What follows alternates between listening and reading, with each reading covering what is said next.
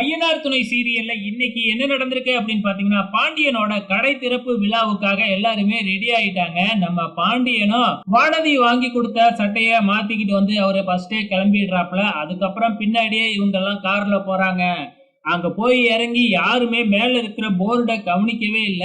நம்ம நிலா மட்டும்தான் கவனிக்கிறாங்க. நிலா கவனிச்சுட்டு சோழனை கூப்பிட்டு இங்க பாருங்க அப்படின்னு போர்ட காமிக்கிறாங்க. அப்ப கூட நமக்கு காமிக்கவே இல்ல. பரவாயில்லையே அசத்திட்டானே பாண்டி அப்படின்னு சோழனும் சொல்லிக்கிட்டு இருக்கிறாங்க.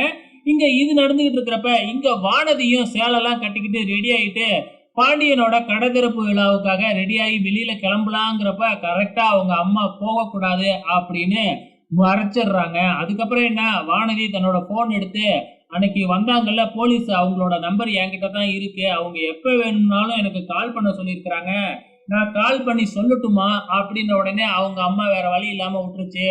வானதியும் கிளம்பி வந்துகிட்டு இருக்கிறாங்க. நம்ம சோழன் நேரா போய் சேரனை வெளியில அழைச்சிக்கிட்டு வந்து போர்டை காமிக்கிறாப்புல. அப்பதான் நமக்கே காமிக்கிறாங்க. நம்ம பாண்டியன் வந்து பாத்தீங்கன்னா கடைக்கு தன்னோட அண்ணன் சேரனோட பேரை தான் வச்சிருக்கிறாப்புல. அதுக்கப்புறம் நம்ம நடேசனையும் கூப்பிட்டு காமிக்கிறாங்க. போர்டு நல்லா இருக்கு அப்படின்னு சொல்லிடுறாங்க. அதுக்கப்புறம் நம்ம பாண்டியன் கூப்பிட்டு விட்ட ஆளுங்க எல்லாருமே ஃப்ரெண்ட்ஸ்ல இருந்து பழைய ஓனர்ல இருந்து எல்லாருமே வந்துகிட்டு இருக்கிறாங்க கடை ஓப்பனிங்க்கு.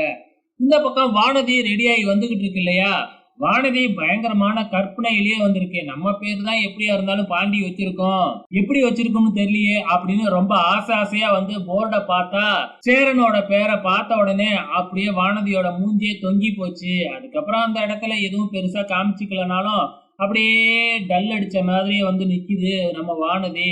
கொஞ்ச நேரத்துல நம்ம அனீஸும் சந்தாவும் வராங்க.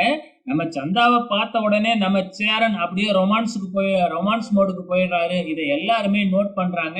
அண்ணன் இந்த அளவுக்கு ரொமான்ஸ் பண்ணுமா அப்படிங்கிற மாதிரி பாண்டியன் சோழன் கேட்க, ஏண்டா நீ கொடுந்தா முத்தமெல்லாம் கொடுப்பேன்னு நான் நினைக்கவே இல்லை, நீ வானதிக்கு முத்தம் கொடுத்துக்கிட்டு இருக்கு இல்லையா, அதே மாதிரிதான் இதுவும், அண்ணன் இன்னும் என்னெல்லாம் பண்ண போதோ தெரியலையே அப்படின்னு சோழன் சொல்லிக்கிட்டு இருக்கிறாப்புல. இதோட இன்னும் எபிசோடு முடிஞ்சிருச்சு. வெயிட் பண்ணி பார்க்கலாம் அப்கமிங்ல என்ன நடக்க போகுதுன்னு.